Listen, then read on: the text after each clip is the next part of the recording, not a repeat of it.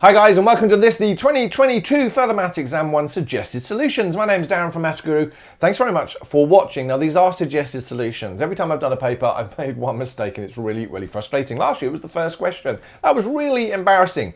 Now if I ever make a mistake, that's fine, I'll pick it up later, but do please leave a comment below. And actually a shout out would be great. If you found this useful, just leave me a comment saying, that was great, thanks very much. I will reply. Now, obviously, can you subscribe on my YouTube channel as well? That's greatly appreciated. Yeah, turn off notifications if you never want to hear from me again, but it just shows me that people are actually watching this. I'm sitting in a room on my own at the moment, really lonely, recording this stuff. And there's mathsguru.com as well. Now, it's probably too late for you. Obviously, there's an exam coming up on Monday if you are watching this live now. And there's obviously always stuff there for you to do. And tell your teachers about the resource. Hopefully, they would find it useful because Ed Rollo are dropping my content next year. How could you do that, Ed Rollo?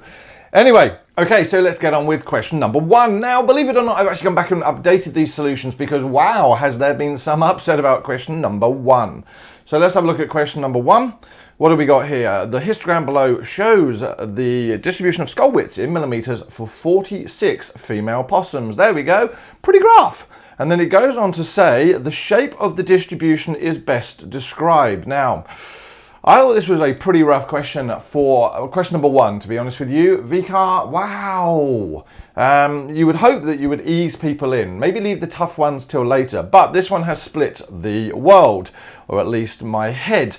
The shape of the distribution is best described as negatively skewed, approximately symmetric, yada, yada, yada. Now, looking at this one here, I looked at it and went, okay, well, it's definitely got an outlier. There's definitely a possible outlier. Well, then what? Well, I tend to normally put a line through here and go, well, okay, what do we do there? Does it look? Well, no, it seems to be more to one side. And I was like, yeah, this is a bit inconclusive. Not really sure about that. So I actually put the data into my calculator, and obviously out came what I have written here, or what is shown here.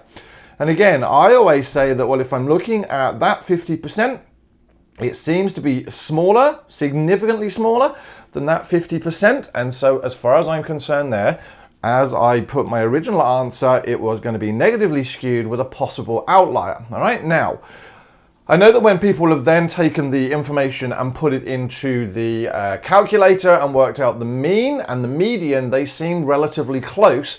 And so are saying, well, no, hold on a moment. We are told that in which case it's got to be approximately symmetric because when the mean and the median. Right, so to be honest with you, I could argue it both ways. I'm not VCAA, so I'm going to be very interested to see what VCAA come back with.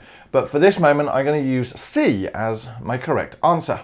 Now, looking at part B of our question, what are we looking for? The percentage of 46 possums with a skull width of less than 55 millimeters is closest to. So we need to go back here and go, well, okay, less than 55, which is going to be here. So I draw a line, and that's 1, 1, 2, 1, 2, and 5. 5, 6, 7, 8, 9, 10, 11, 12. So there are 12 out of 46 times by 100. What am I going to do? Absolutely fire up my calculator for this one. Okay, so firing up my calculator, 12 divided by 46 times by 100 gives me 26.08. So let me see, what answer is that going to be? 26%. I'm going to say B then is my correct answer. The third quartile for this distribution in millimeters could be, all right, the third quartile for this distribution in millimeters. Now, I've not actually given me or the data, or have they? All right, so I want the third quartile. All right, what can we do here? Well, we've got 46 data items. If I add 1 and divide by 2, that's going to give me how many data items on either side? So 13. Actually, I'm not going to do that because I don't need to do that. I don't know why I'm doing that. So let's rub that out. All right, so I've got, if I put my 46 data items in a line, I'm going to have 23 on one side and 23 on the other. He says writing 12. 23 on the other side, right? So the median is going to be partway between them. My upper quartile is therefore going to be, well, I've got 23 data items, add 1, divide by 2 gives me 12. So it's going to be the 12th data item from the end. Well, let's see. We've got 1 data item here, 1 data item here. What do we got? We've got 3 data items here. We've got 5 there. 5, 6, 7, 8, 9, 10. So the chances are it's going to appear in here somewhere between 57 and 58. So we're looking for somewhere between 57 and 58. as far as I'm concerned, let's say D there is my correct answer. Or my suggested answer, I should say. In the age in years of a sample of 14 possums, right, I'm going to try that again, is displayed in the dot plot below. Okie dokie. The mean and standard deviation of age for this sample of possums is closest to. Can't do that in my head, so I'm going to have to fire up my calculator. Let's close down that screen. What am I going to do? I'm going to do a list and spreadsheet. Now, obviously, in this situation, guys, I'm going to use the TI Inspire. If you've done the class pad, on the whole, the functionality is pretty similar, but let's just go with that for the moment. I've got 1, 2, 3, 4, 5, 6, 6, and 6, 9, and 9. Now, the first thing I'm going to do there is make sure that I've got the correct number of data items. It told me there was 14. I have 14 there. Scroll up just to check. What am I going to do here? Well, basically, I've got univariate data. I don't need to do anything else. So I'm going to menu, data, no, statistics, stat calculations, one variable statistics, click on OK. I don't know why it says that. Yeah, it's random really. X1 list is going to be age, click on OK, and what have we got here? So the X bar is my mean, so I've got 4.928. So I'm going to looking for something like, what is it? The standard deviation is closest to, so I'm going to look for something with mean of 4.9, so that discounts all of those three. He says let's put an actual line through them. And a standard deviation. Now, in many cases, it's trying to find the right standard deviation, and as far as I'm concerned, it is SX that we actually want, so 2.52, so that's going to give me E as my correct answer. Moving on, question 5. The possum population of a large city park is 2498. Okay, the body lengths of this species of possum are known to be approximately normally distributed. Now, whenever I see that, I then tend to draw my normal distribution, yeah? And I'm going to put there because I know that they're going to give me my mean of 88 and a standard deviation of 4. So there we go, 1, 2, 3, 4. So I know that's going to be 92, 96. Why on earth am I writing things and saying something completely different? 92, 96, 100. So I should be adding on 4 each time. That's going to give me 84, 80, and 76. Now I always do this. Let's see what the question says. Using the 68, 95, 99.7 rule, the number of possums in this park with a body length between 84 and 96 centimeters is. So between 84 and 96 centimeters. So it wants to know, what is it? Using the number of possums. Now again, I'm sure people here will get tricked because in many cases that people get tricked because they say the percentage of possums. So all I've got to work out is what the percentages are here. Well, we know that that there is going to be 68% of my data. What's this one here? Well, again, I always tend to fire up my calculator and just sort of make sure I know. You're going to have this in your summary book. What I'm going to do is I'm going to go 95 minus 68, and I'm going to divide that by 2, which is going to be that 13.5. So I know that's 13.5. Well, I might as well left my calculator back on. So what have I got? I've got 68. I've got to plus on 13.5, that's it. So I want 81.5% of my population. So 81.5% of 2498. So I'm going to do that, divided by 100, if you will, and multiply by 2498. Hit enter, it gives me 2035.87. So 2036 would be my suggested answer. Okay, now moving on to question 6. The histogram below displays the distribution of spleen weights for a sample of 32 seals. Again, always hide the numbers. It has a log 10 scale. Now, when I teach my guys this, or what I tend to do is say, right, okay, well, I'm going to turn that 3 into a 1 and 3 zeros. So 1 and 3 zeros. The 4 is going to be 1 and 4 zeros. Oh, interesting. We got decimal numbers. Never really seen that before in a question. So this is going to be an interesting exam. The number of seals in this sample with a spleen weight of 1,000 grams or more. Well, there we go. So luckily, because I've done my 1,000 on there, I know that I'm going to draw a line there. So I'm going to draw my line here.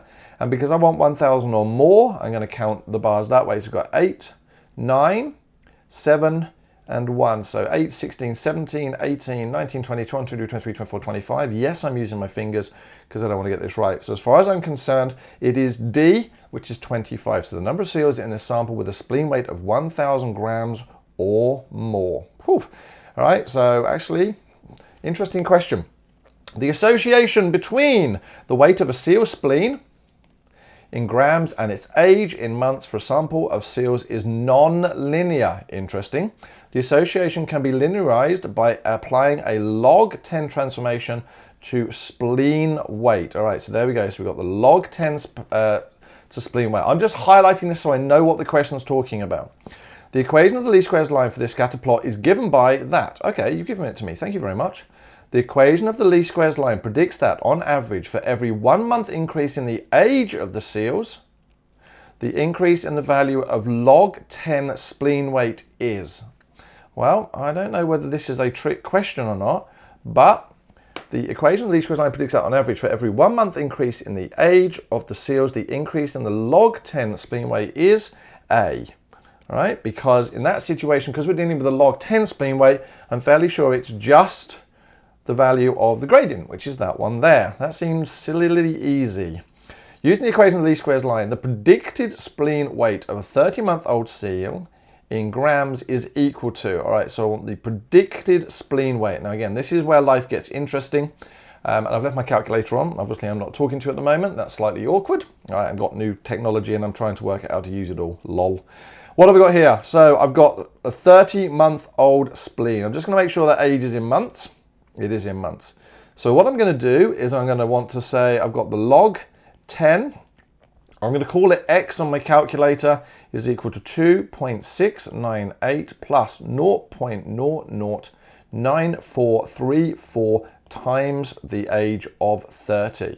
And in that case, I'm going to solve it. I've got no interest in trying to do this by longhand, and I don't need to because I've got a CAS anyway. So I'm going to do solve, open brackets, log 10. All right, so let's do control log of 10 of x is equal to 2.698 plus 0.009434 times by 30, comma x. Just checking that everything on my calculator reads right, plus 0.009434.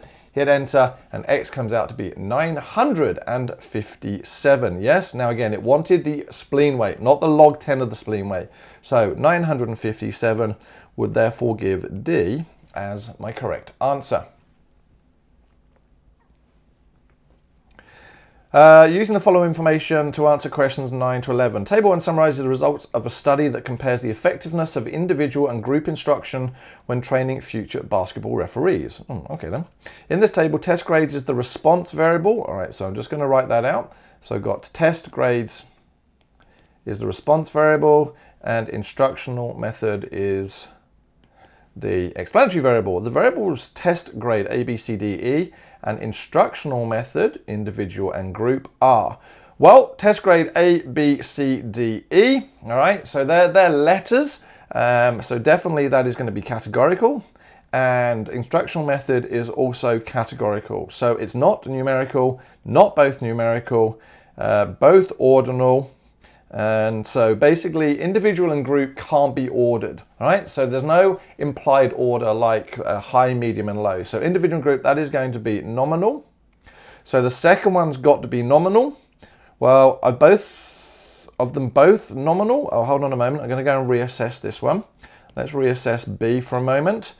Nope, actually they're not both nominal. A, B, C, D, E. All right, now again, this is going to be an interesting question because as far as I'm concerned, the alphabet has some sort of order. We know that A generally comes before B, before C, D, and E. So I'm going to say that's ordinal. All right, so we're going to say an ordinal and a nominal variable respectively. All right, both ordinal? No, because individual and group can't be orders. It's definitely not that. A nominal and an ordinal is not that. Numerical and categorical is definitely not. So in that situation, it'd be between B and E. I'm going to go with E in this situation and guarantee it's going to be the one question that's going to inflame debate.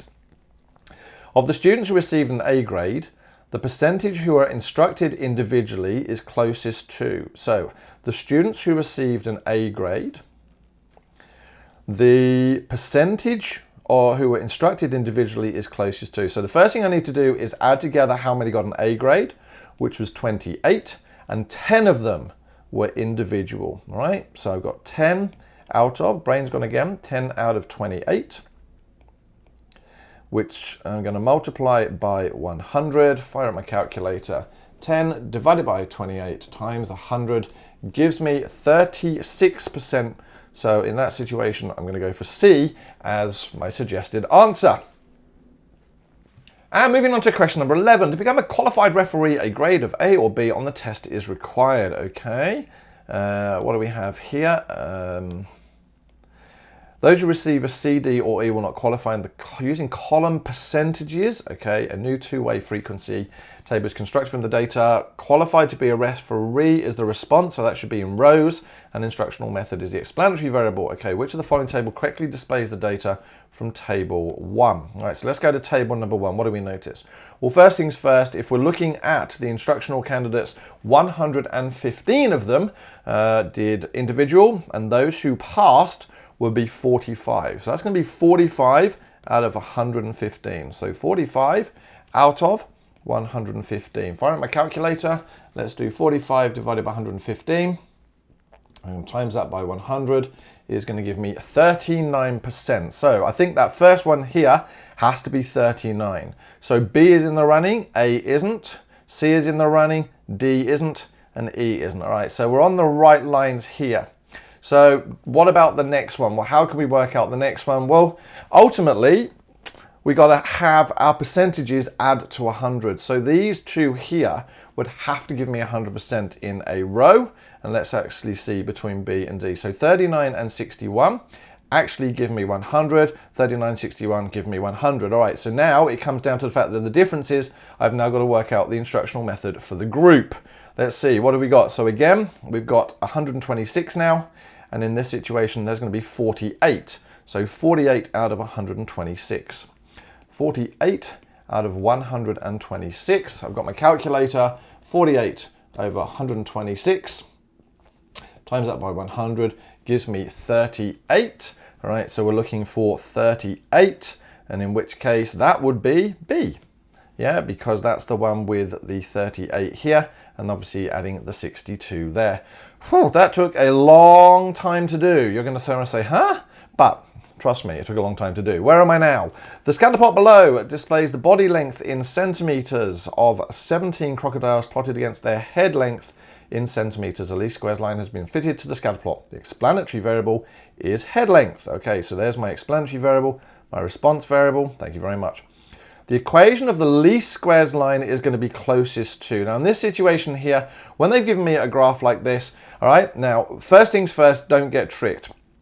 As I say to my students now, this value has to be 0 for us to be able to read off the intercept. So assuming these are going up in tens, which they appear to be, and thinking that that's going to be somewhere near 170, a lot of people are automatically going to choose something with 170 and don't. You can't, because that's only true when the graph starts at 0. It doesn't start at 0, it starts at 30. So I'm automatically going to discount anything there with 170. That's not true. The next thing is it's got to have the response variable first. So it's got to start body length, because it's always response variable equals.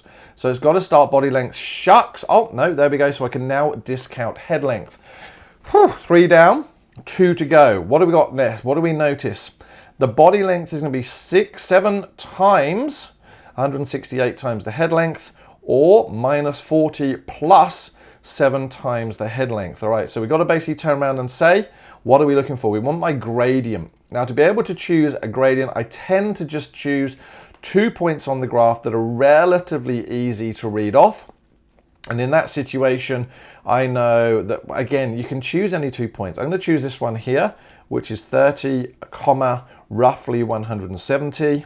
And I'm going to choose my other point all the way up here, which is going to be roughly 85 and 550. So 85 and 550. Why am I going to do that? I'm going to work out my gradient as y2 minus y1 divided by x2 minus x1. Firing up my calculator, let's do that on here, roughly speaking. So 550 minus 170 divided by 85 minus 30.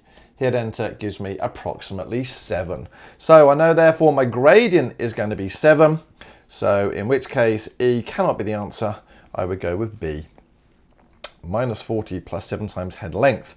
The median head length of the 17 crocodiles in centimeter is closest to. So I want the median head length. Yeah, that's the middle one going across. So basically I'm going to read my graph and I'm going to try and find the middle dot going horizontally. How many did it say there were? 17. So my median is going to be 17 plus 1 divided by 2, which is going to be my 9th data item. Let's see whether I can get this right. 1, 2, 3, 4, 5, 6, 7, 8. And there we go. I would say that would be my 9th, which is about 51. All right, so 51. And there we go. I'm going to read off 51, so B as my correct answer. Right, so just check median head length. I want the middle head length. I've got 17 data items. Add 1, divide by 2. There we go. So B was my suggested answer. The correlation coefficient R is equal to 0.963. The percentage of variation in body length that is not explained. Well, the first thing is they've given me R, which is 0.963. So whenever I'm talking about percentage of variation, we're talking about R squared. So it's firing up my calculator. Let's do 0.963 and we're going to square it, which gives me 0.927369. Multiply that by 100 to turn it into a percentage, and it wants the percentage that is not. Congratulations. So 100 minus that answer is going to give me 7.3%. So there we go, 7.3. I'm going to say C for that answer there. The daily number of cups of coffee sold by a food truck. Oh, bear with me a minute, I want a cup of tea. The daily number of cups of coffee sold by a food truck over a 3-week period is shown in the table below. The 6 mean smooth number of cups of coffee with centering, it's always centering, sold on Thursday in week 2 is. Right, Thursday of week 2, there we go. And I wanted 6 mean smoothing with centering. So what I'm going to do now is I'm going to look at the 6 values on the left of Thursday, which means I'm going to effectively do, and I've forgotten to turn myself on again.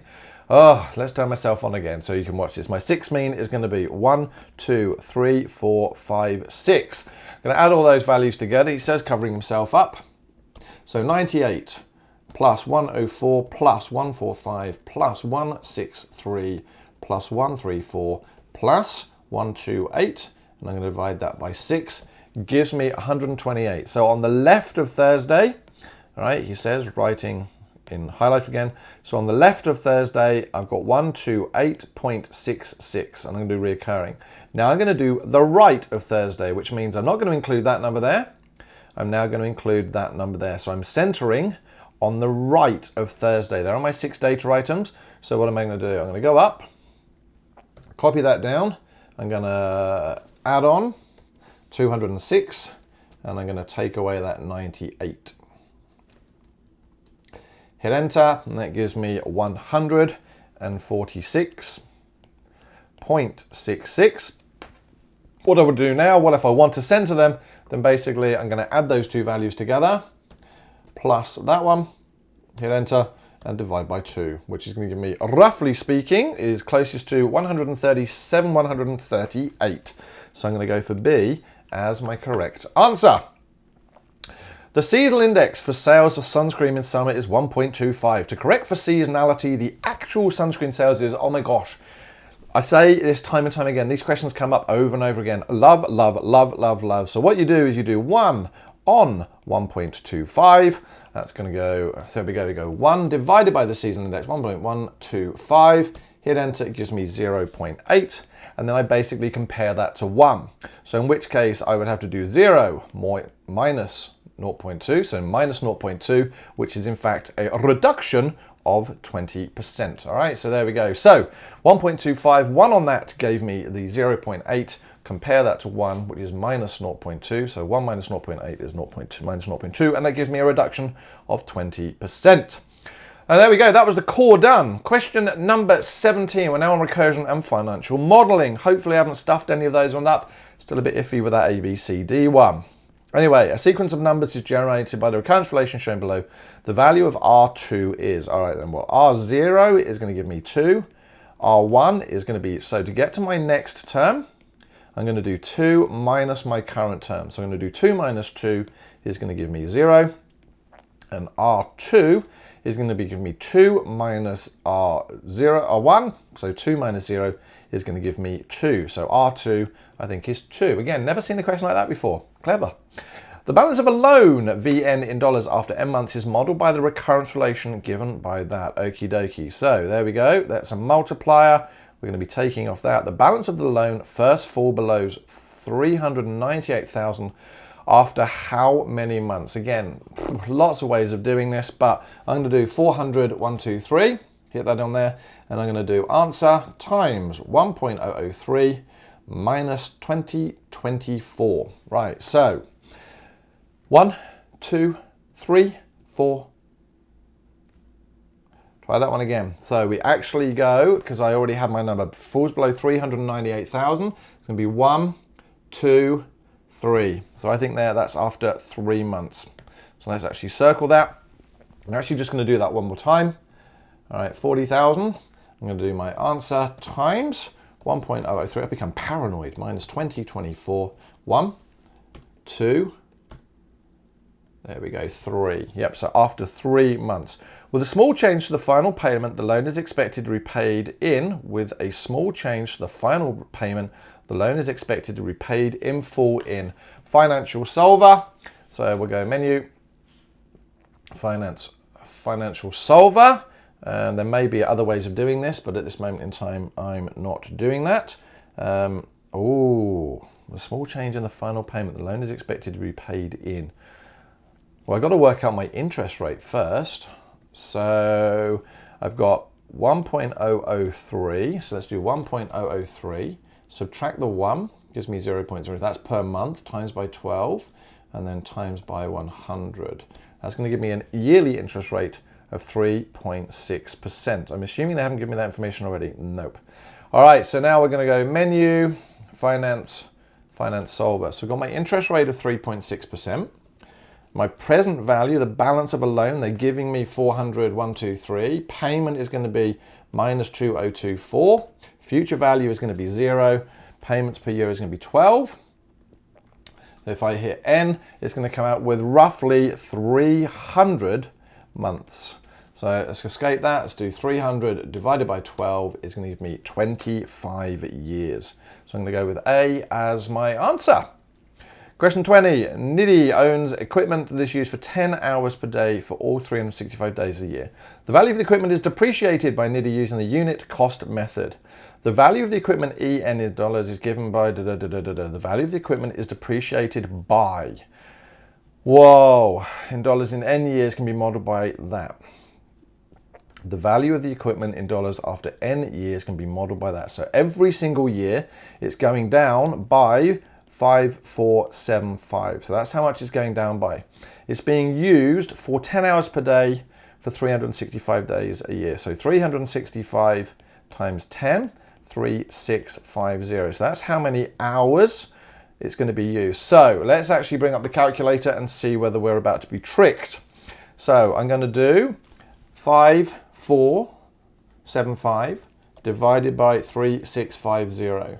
So that means it's going to go down 1.5, so $1.50 every hour. All right, so do we have that as an answer? We do. We actually have that as an answer. So I'm going to circle A and I'm just going to check again. 5475, yep, divided by 3650 is going to give me dollars per hour.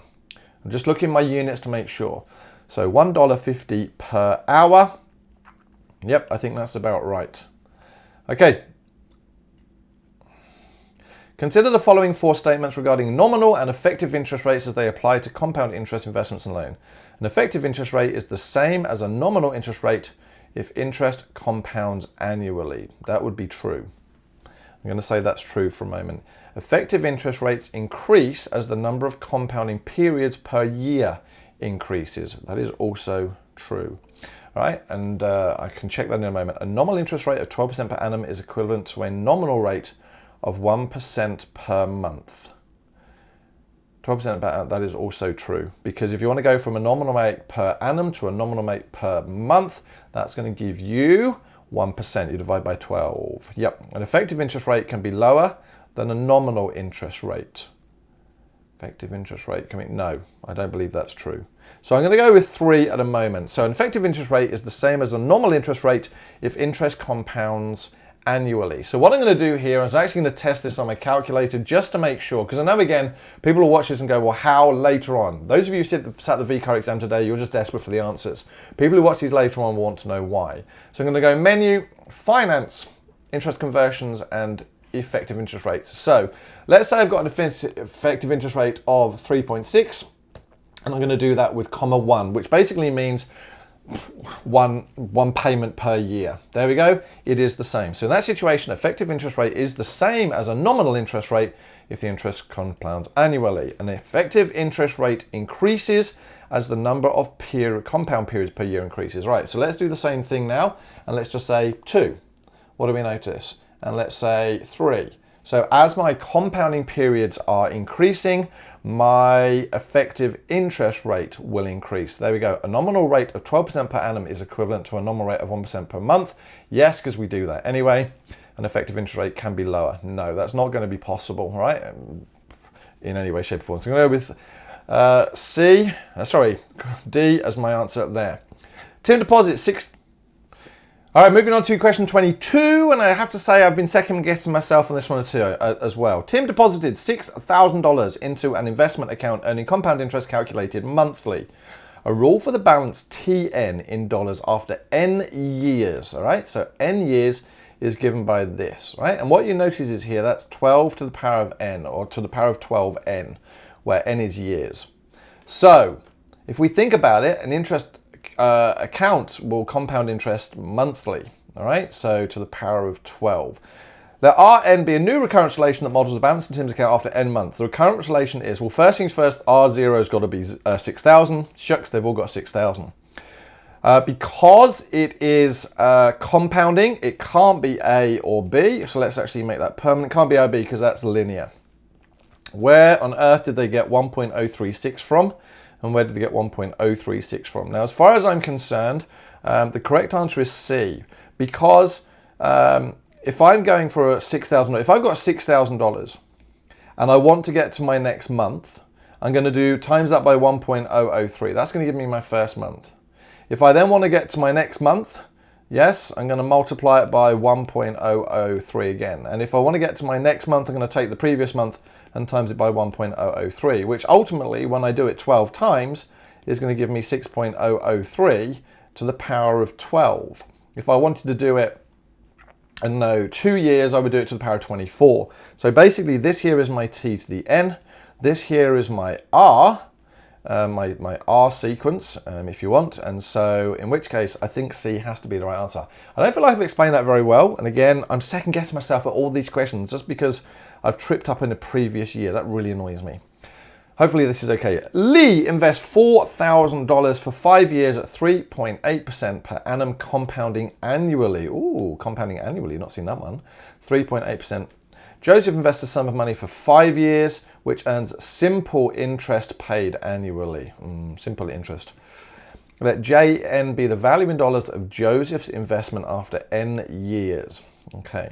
The two investments will finish at the same time, rounded to the nearest cent if Joseph's investment is modeled. Sorry, the two investments will finish at the same value. Round to the nearest cent if Joseph's investment is modeled. Rounded to the nearest cent if Joseph's investment is modeled by which of the following recurrence relationships? OMG. Right, okay. So first things first, Lee invests $4,000 for 5 years at 3.88% compounding annually. All right, so for 5 years. Right, menu. Let's bring up my calculator. Finance solver. What do we got here? 5 years. Compounding annually. So it's 5. I've got 3.88%. She's investing 4,000, so minus 4,000 because she's giving the bank money. She doesn't appear to be taking any out. There's one payment per year. So her future value is going to be 4. He says, writing in highlighter again. God, if I got like $1 for every time I did that. 4838.60. Let's say it's that. All right, okay. So Joseph invests a sum of money for 5 years, which earns simple interest paid annually. Let JNB. So again, now I've got to work out what's going to happen each time. So simple interest, we're going to basically get, it's getting simple interest paid annually. So we're going to have to multiply each of these values by 5. because that's going to tell me how much in total his interest is. And then effectively I want to add it onto each of the values of J0 to see which one comes out as 4838.60. All right, let's bring up my calculator again. Let's get rid of the financial solver. Let's go back down here. So is 2123 plus 467.72 times 5 going to give me my right answer? Nope. So I don't think it's A. All right, it's going to be very upset if this doesn't give me the right answer. 2500 plus 367.72 times 5. Hit enter. No, same thing. Ooh, am I actually typing these in right? Let's go back. 3123 plus 317.72 times 5 gives me 545. Nope, not that one. 3500 plus 267.72 times 5. Ooh, 483860. I'm going to go with that one, but I'm just going to discount that last one as well. 4123 plus 67.72 times 5 gives me 4. No, there we go. So, as far as I'm concerned, D is going to be my correct answer. On January the 1st, 2020, Dion invested $10,500 into an investment account paying compound interest of 0.52% quarterly. Okie dokie. 0.52% quarterly. At the end of each quarter, after the interest was credited, Dion added an additional amount of money. Let DN represent the additional amount in dollars added at the end of each quarter. All right. This additional amount of money per quarter was modeled by the following recurrence relationship. The balance of Dion's investment account on the 1st of January was given as that. The value of C is... The value, oh my goodness, on the 1st of January 2020, Dion invested $10,000 into an investment account paying. All right, so it's 2 years. So first thing I've got there is 2 years.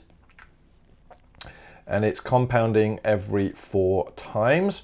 All right, it's paying 0.52% quarterly. So again, I need to work out my interest rate, 0.52 times 4. 0.52 times 4, that'll bring my calculator up for that. So my annual interest rate of 2.08. All right, so what are we trying to work out here? We know what C is. We know that C is 10,500. D1 is C.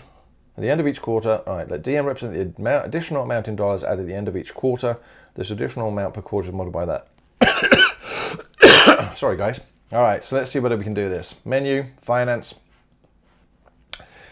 solver. So we've got 2 years and it's doing quarterly. So 2 times 4. My interest rate worked out to be 2.08%. My principal value invested minus 10,500 minus because I'm giving money. Payment we're trying to find. The final value is positive 12700.95. Payments per year 4. Compound periods is also 4. And let's see what payment was made. So he paid $215.55. Okay, so I'm going to go with B as my suggested answer. I can't see how it would be anything else.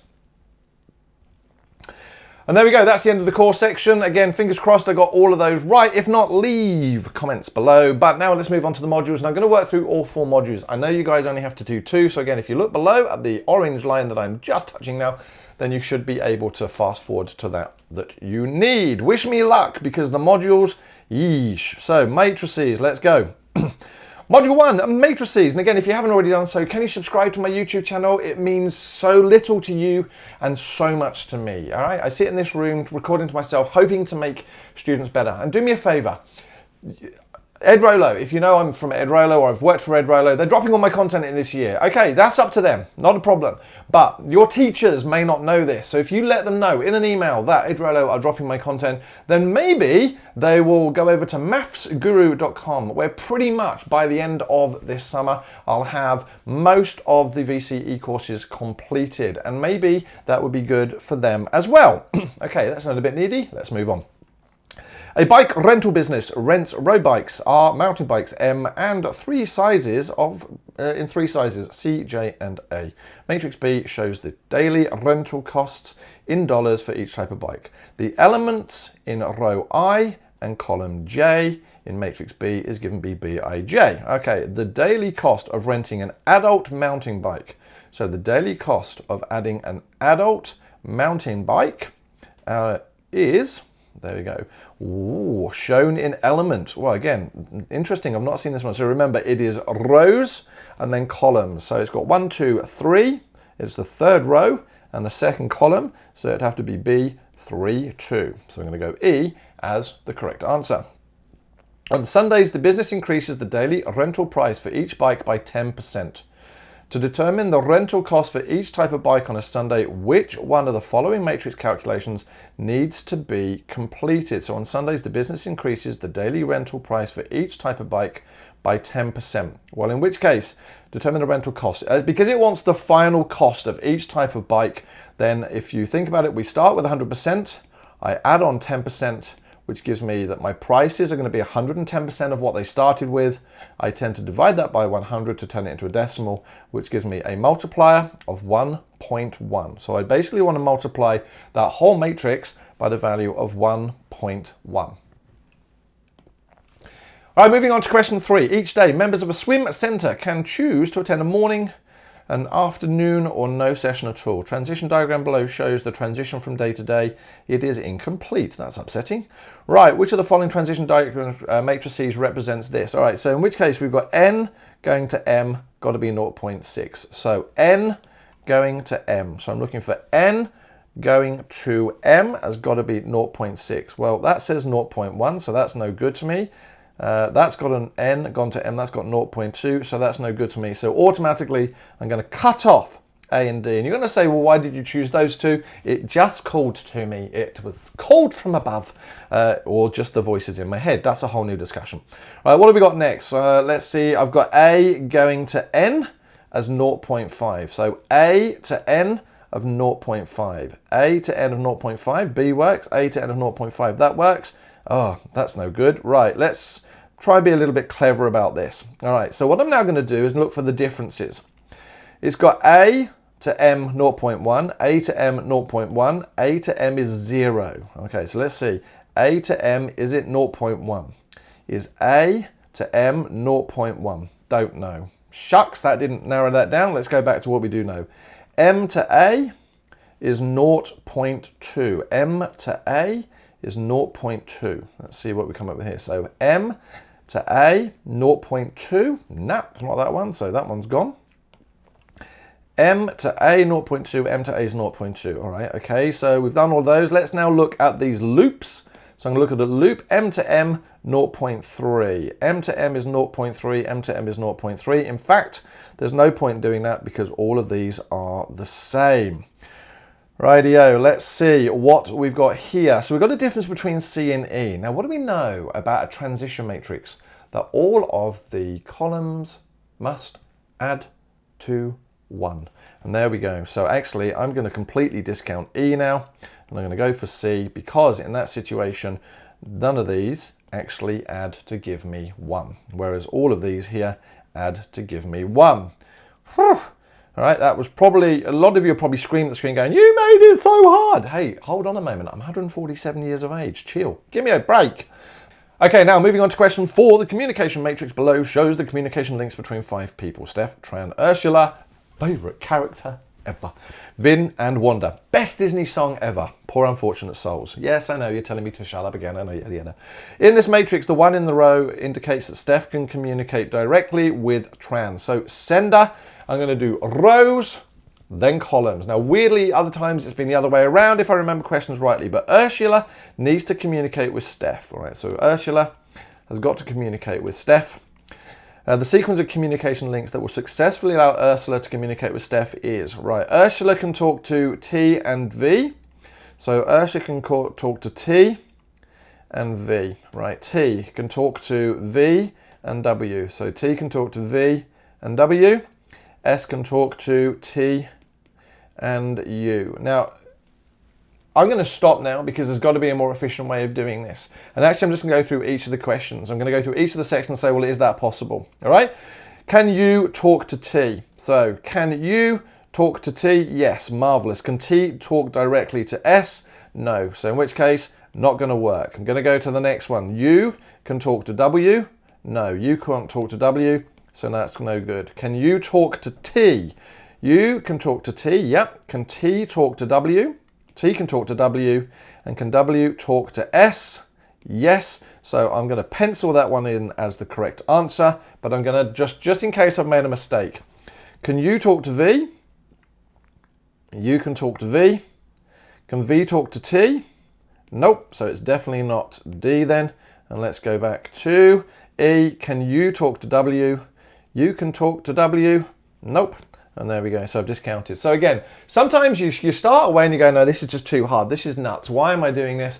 And find another way. And sometimes it's easier just to go down section by section and work it out. Matrix E is 2 by 2, F is 2 by 3, G is 3 by 2, H is 3 by 3. Which of the following matrix products could have an inverse? Oh my goodness. For it to be inverse, it's got to be square. So that, I think, is hopefully what the question is trying to work out. So if we have an E and F, I've got a 2 by 2. And I've got a 2 by 3. They're the same, so it can actually be multiplied as defined, but those aren't going to be the same. So no, that's no good to me. Thank you very much. F and H. 2 by 3, 3 by 3. All right, so again, they are the same. Yep, but again, these are different. No. GE, so G is a 3 by 2, and E is a 2 by 2. Yep, nope. Again, I'm checking the middle two to make sure they're defined, the outer two to define the result. And for it to have an inverse, it's got to be square. Nope, so GF is 3 by 2, 2 by 3. Okay, there we go. That appears to be my answer. But again, don't just get excited and move on. H is a 3 by 3, and G is a 3 by 2. Those two there are not the same. I'm fairly sure D is the answer. There we go. Consider the following system of simultaneous linear equations. The solution to these equations can be found by calculating. All right, again, so they do this again backwards. I like the way they do this, but again, it's a little bit of a trick. So first thing I'm going to do is write this out as a matrix equation. So I'm going to have 0, 1, 1, because there's no x, 1, y, 1, z. I got a 1, minus 1, 1, because the y has got a minus 1 in front of it, and that's going to be minus 1, 1, 0. That's going to be multiplied by x, y, z is going to be equal to 4, 1, 2. Now again, I'm just going to check these are all in the right order because sometimes they switch the letters. I'm just checking it's x, y, z, x, y, z, x, y, z. So again, x is 0, 1, 1, 1 minus 1, 1, minus 1, 1, 0. Okay, so to work out the value of x, y, z, I have got to effectively have the inverse of this multiplied by 4, 1, 2 in that order. Okay, it can't be anything else. So I'm going to get rid of A automatically as an answer. I'm going to get rid of C as an answer, and I get rid of B as an answer because it's got to be post multiplied by, or it's got to be, so the 4, 1, 2 has got to be pre-multiplied by the inverse of the matrix. Okay, what am I going to do now? So I've got 2 to choose from. And ultimately, they're now asking you to work out what the inverse of that matrix is. So I'm going to fire up my calculator. Let's escape. Let's do 3 by 3. Yes, please. And put my values in of 0, 1, 1, 1, minus 1, 1, minus 1, 1, and 0. And I'm going to raise that to the power of minus 1, which gives me 1 minus 1, 2, 1 minus 1, minus 1, 0, 1, 1. Now again, the reason I definitely checked that, was to make sure that I didn't make a mistake elsewhere in the question. So I would say E is the correct answer for that. Now moving on to question 7, matrix K is a permutation matrix when matrix M, which is a column matrix, is multiplied by, or once, by matrix K, it obtains matrix P. Okay then, we can do that. When matrix M is multiplied by matrix K, the element M3, 1. So it's the third row, first column. So if we imagine I'm going to write A, B, C, D, and E. What I'm actually doing is working out where that value there is going to move to. Now, you might find a quicker way of doing this. I'm actually going to work it out row by row. So our first number in P is going to be whatever's in the third place. So that's there. Oh, hold on a moment. That seems to have moved there. So I'm just checking again. 0 times A, 0 times B, 1 times C. All right, and that's the one I want. So effectively, that's going to move to element P, 1, 1. So A is my correct answer. Okay, no word of a lie, this has taken me some time, and if you've got good exam practice, you probably would have left this one to the end anyway, and it's very similar to a question asked in the Northern Hemisphere paper.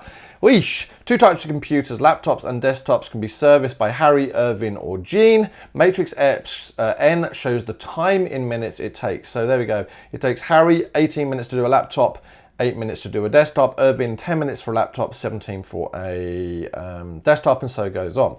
Matrix Q shows the number of laptops and desktops in 4 different departments: marketing, advertising, publishing, and editing. All right, so there's 6 laptops in marketing, 8 desktops in marketing as well.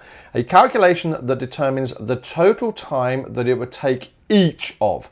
Now, my interpretation of this question is I want therefore 3 total times. I want to know the total time it takes Henry, the total time it takes to Irvin, and the total time it takes Jean. So 3 different totals working alone to service all the laptops and desktops in all 4 departments is. Okay, so the first thing is just looking down the answers. The reason, if you notice, we've got this T business, this floaty T. And what does that mean? It means to transpose. Because at the moment, if I look at the order of N, it's 3 by 2. And this is a 4 by 2. So we can't actually multiply those together. We actually have to transpose the matrices. And if we transpose this matrix here, it would become a 2 by 3, which means we could therefore do Q times NT. That's certainly possible. Or I can transpose this here, which gives me a 2 by 4, and therefore gives me, what would that be? N times QT. So both of those are actually possible. I thought there might have been a trick to this question. Now, actually, when you work this out, I'm going to bring up my calculator just to try and shortcut things a little bit. I put N in my matrix or in my CAS, and I put Q in my CAS as well. And coming down a line, when you do Q times N transpose and N times Q transpose, you actually get the same matrix, but obviously the rows and columns are just transposed. Now, I then looked and said, well, okay, what does each of these rows and columns mean? Well, when you have it that way, what you actually end up with is M, A, P, E, and H, I, and J. So when you've got it that way, which would be this top one here on your calculator, sorry, I'm writing, obviously, oh yeah, you should be able to see this one here, then what I now know is that 172 is the time it takes Harry to do everything in marketing, all right? So that 172 is how long it takes Harry to do marketing. 128, how long it takes Harry to do an advertising. 130 in publishing, and whatever E was, I can't remember what E was, so 276. Now, if I do it the other way around, then basically I just have H-I-J and M-A-P-E. The numbers are exactly the same, 172, 128, 130, and 276. Now, I suppose the trick then comes down to which of these options in A, B, C, D, and E will add together all the Harry numbers, all the Irvin numbers, and all the Jean numbers to give me a matrix that is either got 3 values that way or 3 values that way. Okay, so if I look at A and I want Q times N of T, well, this one here is Q times NT. If I now do 1, 1, 1, 1, 1 in front of that, well, 1, 1, 1, 1 is a summing row, and that's going to add all of my column together. So what I'm suggesting is here, if I take this and multiply it by all of those numbers, that's going to give me 172, 28, 130, 276. Well, that seems to be adding all the times that Harry's going to take. Likewise for Irvin and likewise for Jean. So I'm going to say A for the moment is my answer. If I try the next one and I say Q times NT, well, again, we've still got this Q times NT, this one here. If I try and multiply it by 1, 1, and 1, then what I'm going to get is I'm going to get this, what am I going to get? I'm going to get that row multiplied or added together. That's going to add it all together, that row. Well, that would be the total length of time it takes all 3 of them to do marketing. So, no, I don't think it's B.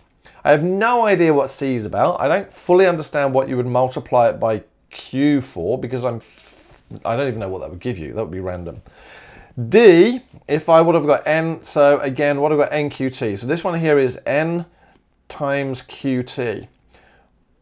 Well, let me just check N times QT. Well, that there is a 3 by 3 matrix. Let's get rid of these because I got told off. That's a 3 by 3. So what I'm saying is this here is a 3 by 3. What does the order of N times QT come out? It comes out as a 3 by 4.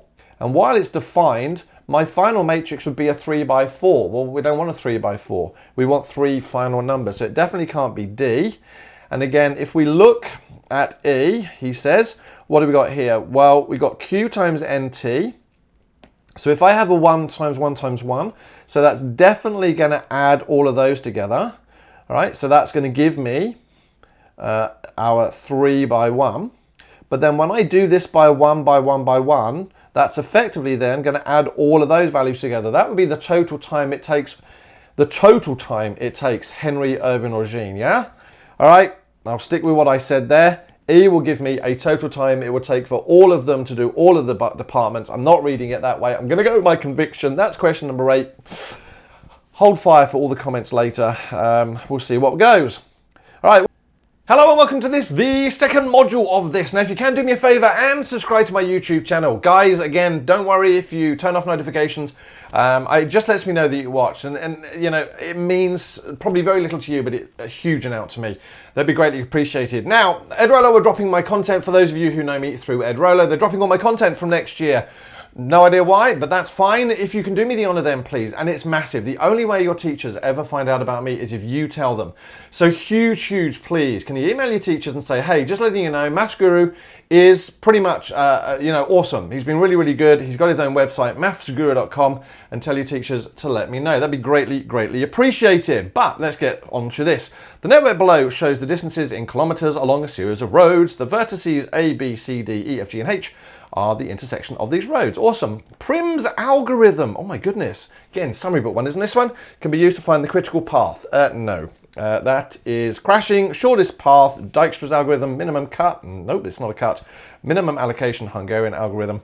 What am I doing here? Minimum spanning tree, as far as I'm concerned. That would be the answer I would have gone for that. Now, moving on to question 2. The map below shows 7 countries within Central America. Here we go. A network diagram was drawn with 7 vertices. All right, 1, 2, 3, 4, 5, 6, 7 vertices to represent each of the countries. All right, so we've got Belize, Guatemala, Honduras, El Salvador, Nicaragua, Costa Rica, and Panama. I don't know why I had to sound even vaguely Spanish when I did that, but Nicaragua. Anyway, edges were drawn to represent a border shared between 2 countries. The number of edges that this network has is, okay, so if we look, Belize shares 1 with Guatemala. Guatemala shares 1 with Honduras and El Salvador. Honduras shares 1 between El Salvador. What have we got here? Nicaragua shares 1 with Honduras. So Nicaragua shares 1 with Honduras. Nicaragua also shares 1 with Costa Rica. And Costa Rica shares 1 with Panama. So let me count all those. 1, 2, 3, 4, 5, 6, and 7. So there we go. I'm going to say C is our correct answer. Now, moving on to question 3, what do we see here? We have an athletics club needs to select 1 team of 4 athletes. The team is required to have 1 long jump, 1 high jump, 1 shot put, and 1 javelin competitor. The following table shows the best distances in meter for each of the athletes. All right, now normally when I look at this, I go, oh, Hungarian algorithm, yay. The athletics club will allocate, yes, Hungarian algorithm, each athlete to 1 event in order to, maximize the total distance. Hungarian algorithm is to minimize. Now, I know that apparently you can use it to maximize. It's not something I've ever taught, so I begin to panic with these questions, but there has to be another way around it. To maximize the total distance of the team jumps and throws, which allocation of athlete to an event must incur in order to maximize the total distance? Now, when I did this, I tried to think, okay then, so I highlighted the values, yada. It took a long time and I went, nah, there's got to be another way of doing this. And actually there is. The way I'm actually going to do it is I'm going to shortcut this because they've given me 5 options, and ultimately what I'm going to do is just add together all of the things on there. So what I'm going to do is I'll give you an example of the first one. So I'm going to take Shona. So if Shona does the long jump, then that's going to be 5.1. So I'm going to just move this up so I've got a bit of room to write on.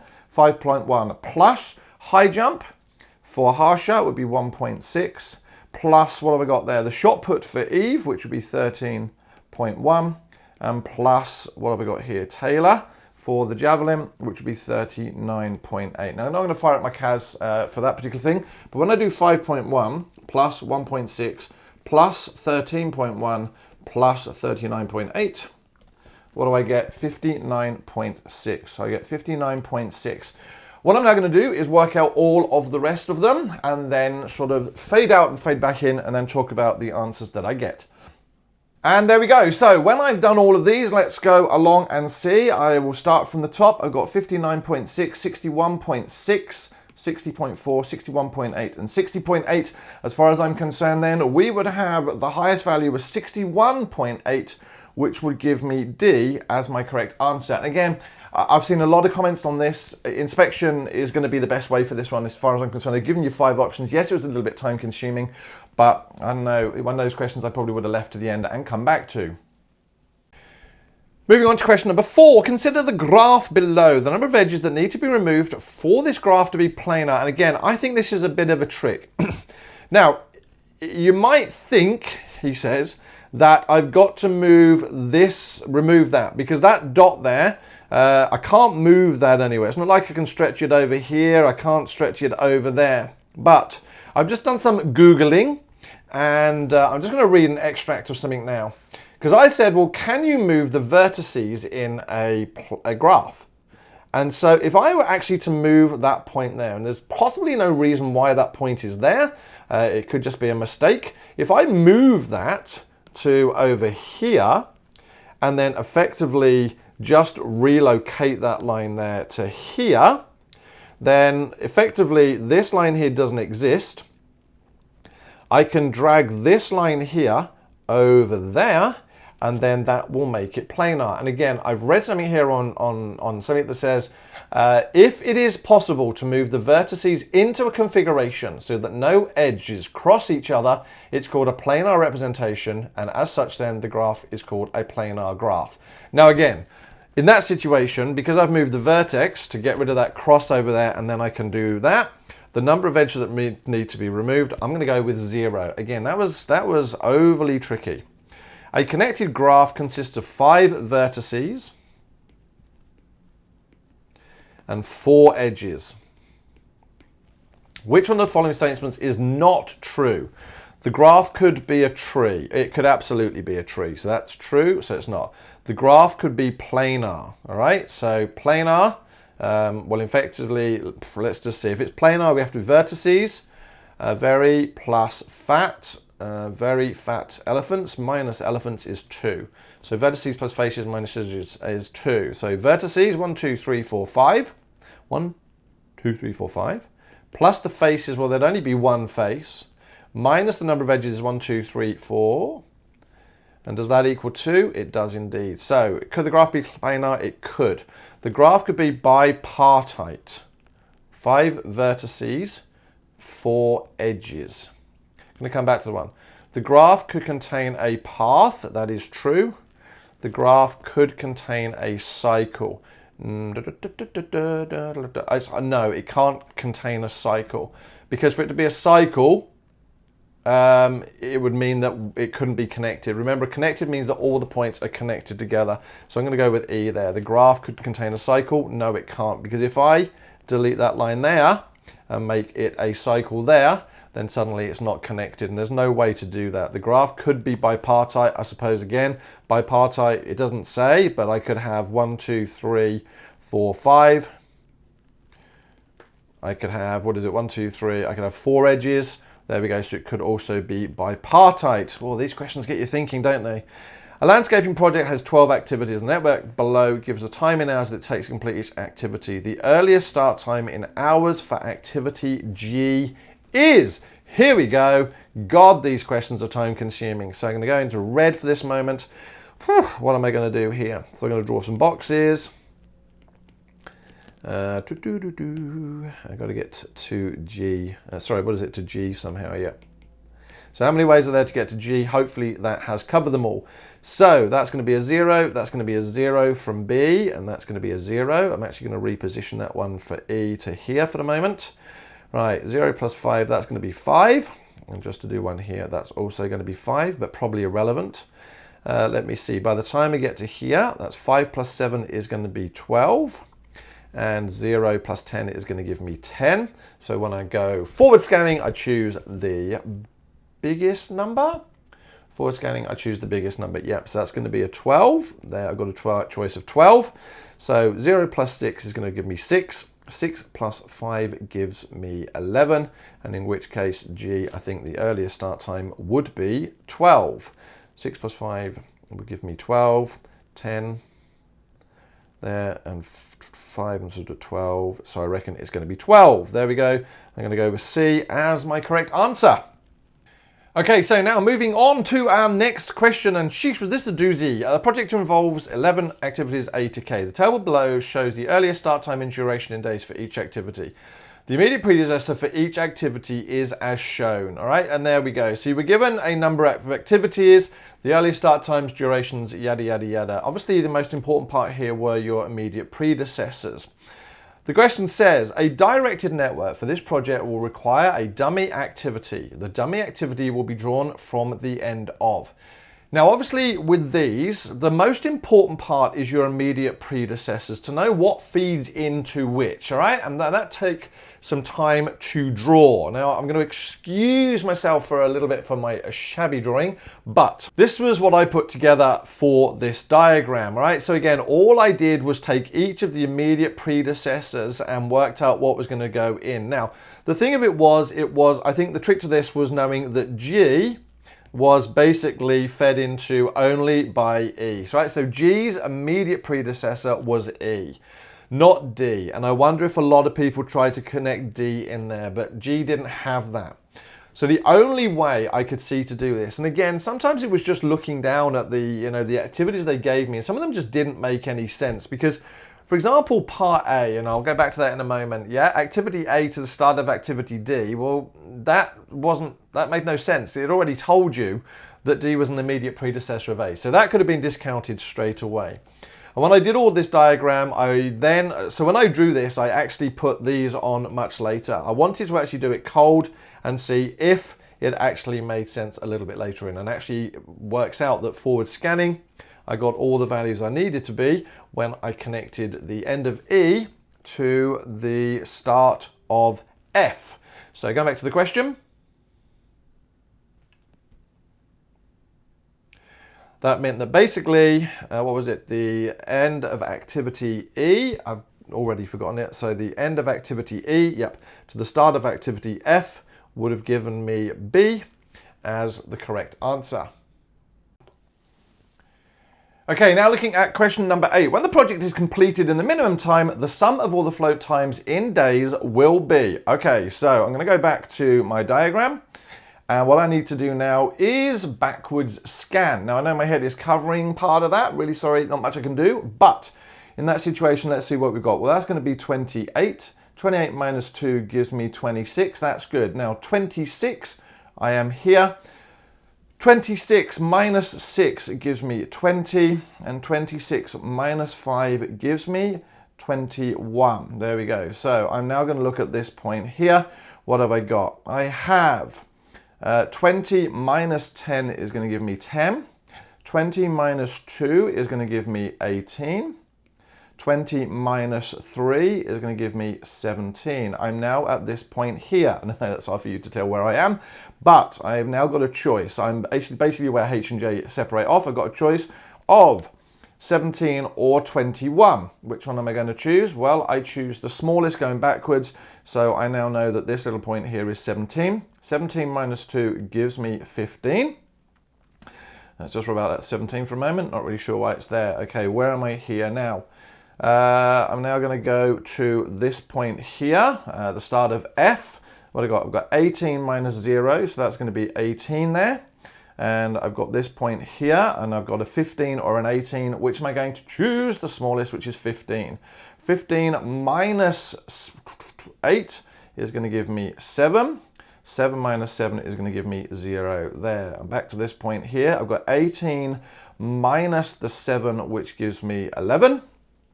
Yep, 18 minus the 7 gives me 11. So I'm here. Have I got a choice between 10 and 11? Yes, I do. So it's 10. 10 minus the 6 gives me 4. Have I done everything? I think I have. Now what I need to do is then add up all my float time. So what I've got, A has got a float time of 4. B has got no float time. C has got a float time of 4. D has a float time of 5. 6, 7, 8, 9, 10, 11. Yeah. E has no float time. F has a float time of 3. F, G has no float time. G, H has no float time. I know J has a float time of 17, 8, 4. And K and now have no float time. So if we add all those together, we get 4, 8, 12, and 8, which gives me a float time of 20. And going back to that question, is there a float time of 20? I should Coco, so I'm going to put D as my correct answer. Hello and welcome to Geometry and Measurement. If you've just joined me, do me a massive favour if you can again, subscribe to my YouTube channel, turn off notifications, you'll never hear from me again. Quite literally, why would you want to? But by turning on, by subscribing, it just lets me know that you've watched and actually found this useful. It's huge if you can do that for me. Now, one other favour, massive favour. Edrilo are dropping all my content for those of you who know Edrilo, which is, okay, totally up to them. A shame really, because I keep being told I'm one of the better presenters. Moving on. But I do have my own website, and your teachers may not know that. So please, as a massive favour, can you drop an email to your maths teachers, head of department, and just say, hey, Maths Guru, really, really good. He's got a website out there. He's doing the VCE content, and hopefully they'll just support me as well. That'd be massive if they would. All right, enough of the needy stuff. Let's get on to geometry and measurement. A regular octagon is drawn inside a circle, as shown below. The size of angle X is. Well, first things first, what do we know? We know angles in a circle are 360 degrees. So all those angles are going to be 360 degrees, and I'm going to divide them by 1, 2, 3, 4, 5, 6, 7, and 8. So 360 divided by 8, I don't know what that is in my head. Why would I? So what I'm actually going to do is use my calculator. 360 divided by 8, don't forget that, is 45. So I will say D is the correct answer. Now moving on to the next question, an isosceles triangle is drawn within a circle as shown in the diagram below. The base length of the isosceles is 3 centimeters, its vertical height is h. Okay, the area of the triangle is 5.25. The value of h is, well, we know the area of a triangle is 1/2 times base times height. Well, we know the area then is 5.25 is equal to 1/2 times the base, which is 3, times the height. All right, now again, I'm going to show you the way that hopefully most of you will do it. I'm going to do solve. 5.25 equals 1/2, what of it, times 3 times h, comma h, hit enter, and it out comes 3.5, which happens to be D. And there we go, let's do D as my answer. The area of the triangle is 38.5% of the area of the circle. The radius of the circle in centimeters is, okay. The area of the triangle is 38.5% the area of the circle. Okay, so we know that 38.5% of the triangle area was equal to, what was that, 5.25. All right, so I know that as a decimal is 0.385 times, let's call it x, which is the area of my triangle, is 5.25. So I'm going to find the area of my triangle, which we'll call x then, by firing at my calculator. And what do we got here? 5.25 divided by 0.385. Hit enter, and out comes 13.636. Now I know you can't see me writing at the moment because, you know, at the end of the day, I've got my calculator back on. Now the radius of that circle is, well, we know the area of a circle is pi times radius squared.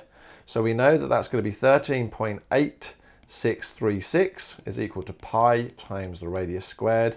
So my radius is going to be the square root of 13.6836. Sorry, let's try that one again. 0.8636 divided by pi. Can't do that in my head. Why would I? So it's the square root of, let's do my fraction. Let's copy my answer down as the top divided by my value of pi. Hit enter. Gives me 2.08. There we go. B, I'm going to suggest, is my answer. All right, so question number 4. 3 cities on the same parallel of latitude are in the United States. 37 degrees north. Okay, let's say that's 37 degrees north. What have we got? We've got Mountain Grove at 92 degrees. So let's try Mountain 92 degrees west. We got Santa Cruz at 122 degrees. And we got Williamsburg. Oh, actually Williamsburg is at 77 degrees. All right, Williamsburg. Assume that a difference of 15 degrees in longitude equates to 1 hour time difference. Which of the following statements is true? Whew. Right, so what I'm going to say is 15 degrees of latitude. So I'm going to work out how many degrees are between each of these there. So 92, I'm not going to do this, not to fire up my calculator, I'm going to show you 92 minus 77 gives you 15 degrees. So that's 1 hour difference between Mountain Grove and Williamsburg. And then what have we got here? We've got S is 122 minus 92, which gives me 30 degrees. Okay, so there's 2 hours. So I'm going to write 1 there, and I'm going to write 2 there. Right, which of the following statement is true? Now remember, where does the sun go? It rises in the east and it sets in the west. So I know that I'm in Australia at the moment. My parents are behind me. So when I move that way around, time goes backwards. Now I know that doesn't make a lot of sense, but it makes sense to me, all right? Because my parents at the moment are 15 hours behind me, or 11 out of 15 hours. They are about 11 hours behind me. Yes, that makes sense. So that means that whatever time it's in Williamsburg, it's going to be 1 hour behind in Mountain Grove and So when it is 3 p.m. in Mountain Grove, so it's 3 p.m., it is 5 p.m. in Williamsburg. Nope, it will be 2 p.m. in Williamsburg. Nope. When it is 3 p.m. in Williamsburg, it is 5 p.m. in Santa Cruz. Nope, because again, time would be backwards. Gosh, I hope I've got this right. When it is 3 p.m. in Santa Cruz, it is going to be 6 p.m. in Williamsburg. Oh, that seems nice. I'm going to circle that one for the moment. Right, when it is 3 p.m. in Mountain Grove, it's 5 p.m. in Santa Cruz. It's going to be 5 p.m. Nope, because again, time goes backwards as I'm going that way around. I've just rubbed out C and D. And when it is 3 p.m. in Williamsburg, it is 5 p.m. in Mountain Grove. No, because there's only 1 hour time difference. So again, as far as I'm concerned there, that is going to give me, I'll move that up again so that you can see what I'm doing. Nope, I can't do that. So I think C is my correct answer there. A large storage tank consists of a cylinder with a hemisphere at each end. The cylinder has a length of 15 meters and a diameter of 3 meters, as shown in the diagram below. A scale model of this storage tank is constructed. The total length of the scale model is 300 millimeters. Okay, random. The diameter of the scale model in millimeters is. The diameter of the scale model in millimeters is. The scale model of the storage tank is constructed. The total length is. All right, so again, the total length is, that's 15 meters there. We know that that whole thing there is 3, which means that there is going to be 1.5. And that's going to be 1.5. So 15 plus 3 gives me 18 meters. So 18 meters, which, according to the total length of the scale model, goes down to 300 millimeters. All right, so knowing that, what can I do? Well, I now know that the diameter of the scale model is, well, the diameter of the scale model is what I've got to find. But we actually know that the actual model, he says, not be drawing on that particularly well, is 3 meters. All right, so I want to go to 3 meters. How can I do that then? Well, how do I go from 18 to 3? I divide by 6. How do I go from 300 to the scale? I can divide by 6 as well, which should give me, and I'm just going to check this, 300 divided by 6. Yep, 50. So that should give me 50 millimeters. And there we go. I'm going to go C again as my correct answer. An aeroplane completed a flight consisting of 3 stages. Starting at Amberley, it flew 45 kilometers directly due north. So I'm going to say, here's my Amberley. It flew that way, due north to Beechwood, and it flew 45 kilometers. From Beechwood, it flew 66 kilometers on a bearing of 303. So I'm going to write that over here. to Charlton. In fact, I'm going to move all of this down for a moment because I've got a feeling I'm going to need the space. 303 degrees. Well, I know 270 is that way, so I'm suggesting 303 degrees is going to be over here to Charlton, and it flew 66 kilometers. Let's go to those dots for the moment. From Charlton, it flew 98 kilometers to return to Amberley. All right, so there we go. So that we now know is 98. The bearing rounded to the nearest degree of the trip from Charlton to Amberley. So the bearing rounded to the nearest degree of the trip from Charlton. There we go. So from Charlton to Amberley, I want this bearing here. Okay, how are we going to find that? Well, I know that. Let me see. I'm just going to change my color. So from Beechwood it flew 36 degrees. So from here, so this all the way around here is 303 degrees, right? So I'm going to find this angle that I've got a dot here. So 360 minus 303 gives me 57 degrees. That's 57 degrees. How's that going to help me? Might not necessarily help me at all, or can it? Actually, yes, it is. I'm going to be able to find this angle here because it's going to be 180 minus that. 180 minus 57, which gives me 123 degrees. That's 123 degrees. And I'm going to add on this section here. Now, in that situation there, it would appear that there's only one angle that could actually be, and just by a process of elimination, it's got to be E. I wonder how many people would then have gone off and done, I don't know, the cosine rule to have found that angle, and then try and worked out, you know, what it is. All right, now moving on to question 7, 2 residential towers, Bellevue and Grandview. Built on flat level ground face each other. Grandview has a height of 40.3 meters. From Fan's window ledge in Bellevue F, she measured an angle of elevation of 20 degrees and an angle of depression of 17 degrees. Information is shown in the diagram. The height H from Fran's window ledge to meters is closest to. Now, I have to say, this took a couple of seconds to go, huh? Well, if I know that length there is H, I know this length here is also H, which means that this length here must be 40.3 minus H. And you're going to say, okay, well, what's that got to do with the price of fish? My whole brain here said, I've got an angle, I've got a right angle triangle, I haven't done any trig yet, it's got to be something to do with trig. That was literally my thought processes. And then I went, well, hold on a moment, they share this length here. That there is shared. So I called that X. And then I went, right, well, let's look at this triangle here. I know that I've got my opposite side and an adjacent side. So I now know that that there was tan 20 is equal to the opposite, which was 40.3 minus H divided by X. And you're going to say, but you've got two unknowns. I know, but hold on a moment, because I've got another triangle here where I know two side lengths. So there, I've got the tan of 17 is equal to H on X. Well, when I rearrange these, I get that X is equal to 40.3 minus H on the tan of 20, and X is equal to H on tan 17. Well, bearing in mind these values here are the same, then they there must also be the same. So in which case, I know that 40.3 minus H on tan of 20 is equal to H on the tan of 17. And you're going to say, what do I do now? And I'm going to say, I'm firing up my CAS calculator, thank you very much, and I'm going to do a bit of a solve. So I'm going to do solve, open brackets, let's do a fraction.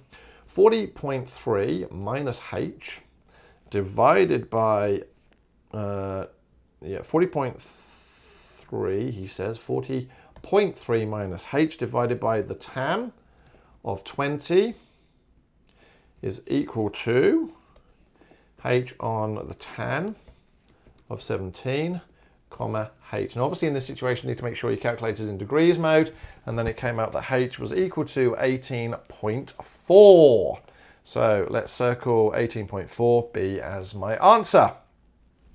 Okay, so moving on to question 8. A movie camera is placed 20 meters above level ground on a vertical tower. Acts as a film running away from the tower along a stretch of flat ground and up a ramp. The end of the ramp is 4 meters above ground level. The angle of depression from the camera to the bottom of the ramp is 35 degrees. And the angle of depression from the camera to the top is 20. Okay, the information shown below. Now, when I looked at this question, I was like, what? Okay, so to find the length of the ramp, I've got to be able to find this length here, because I'm going to have to use Pythag. right? Because that's a right angle triangle. So I'm like, okay then, well, how's that going to help me? Well, then I went, well, probably I've got a triangle here. So that means I can probably find that length there. How am I going to find that length there? Well, I've got a length here. Can I find this angle there? Well, I can find this angle. This angle here basically has to be 90 degrees minus 35 degrees. The reason it's 35 degrees is that's 35 degrees there. That must be the rest of it there. So 90 minus 35 gave me 55 degrees. Calling this then x. What do I have? I've got the opposite and the adjacent. So I now then know that tan of 55 degrees is equal to the opposite divided by 20. So I know x is 20 times the tan of 55. All right, so I'm going to put that into my calculator. I'm not bringing my calculator up for this. I'm going to do tan, what was that? 20 times the tan of 55. Hopefully you can do that on a calculator. That's approximately 28.56. And I'm like, well, okay, I've got that length, but how on earth do I find the other length? I've got this length. How do I find all of that length there? And I was like, well, they've got to give me this here for a reason. And I was like, oh, here we go. I have a triangle. I can actually create a triangle here. Yes? And you're going to turn and say, well, okay, but how tall is the triangle? Well, again, if I just draw a construction line in red across my diagram and make that horizontal, because effectively now this is the triangle I'm looking for. Well, I know the height of the ramp is 4. I know this height here is 20. That there must be 16. So just to draw another triangle so I don't confuse myself, that's 16. I'm going to try and find this length here. Do I know an angle here? Well, hopefully I do, because I know that this angle here is 20. That there must be 70. So this must be 70 degrees, and I'm going to call that y. So we've got, therefore, opposite and adjacent again. So I get the tan of 70. He says writing 20. I'm going to delete that. So the tan of 70 is the opposite divided by the adjacent. So this value of y is 16 times the tan of 70. Again, putting that to my calculator, 16 times the tan of 70 gives me 43.9596. Now, never round your values because it's going to, mess you up. So obviously now I've got the value of y. I've got this total length here, and I've got this length here, so I can now take them away to find that length there. So let's call that, I don't know, b for base. So therefore b is going to be, I'm going to do my cas again, take the smaller number away from the bigger number. That gives me, roughly speaking, 15.3966, ... All right, so what have I got now? Well, I've got a right angle triangle. That's 4. That's 15 points, let's say 4, roughly speaking. And so what I'm now going to do is 4 squared plus 15.4 squared and square rooted. So let's, again, fire this up on my calculator. And again, sorry you can't see this, but I'm going to do 16 plus my previous answer squared and square rooted. Gives me 15.9. And again, as far as I'm concerned there, will give me C as my answer. And there we go, that's the end of geometry and measurement. Whew. Moving on to graphs and relations. Wow, this is taking some time. My name's Darren. Thank you very much if you just tuned into this section. Hopefully you are well. Do me a favor and subscribe to my YouTube channel if you can. Again, it means so little to you just clicking that button. To me, it means massive. It is huge when it just shows me that actually people are watching and actually finding this useful. And again, massive favor if you can. Ed Rolo, if you know me from Ed Rolo, dropping all my content next year. Okay, that's gutting for other people, but that's up to them. If you can now do me the favor so that people still know my content is there, can you please email your teachers now? Email your maths teachers, email whoever, and just say, hey, there's a really good maths resource out there. This guy is amazing. He's doing all this work for us. Please keep him going. And you can find me at maffsguru.com. All right, I offer school discounts. Again, that's huge. I'm sorry to ask.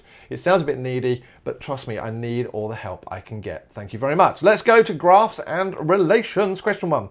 The expected height of a tree, h in meters, n months after it was planted in a garden, is modeled by that equation. The expected height of the tree in meters 8 months after it was planted was, so we would do h equals 1.5 plus 0.12, all right, so n months times by 8. Fire up my calculator, right, ignore all the rest of the stuff that's on there. It's the stuff I've been working on already. 1.5 plus 0.12 12 times 8, hit enter, gives me 2.46.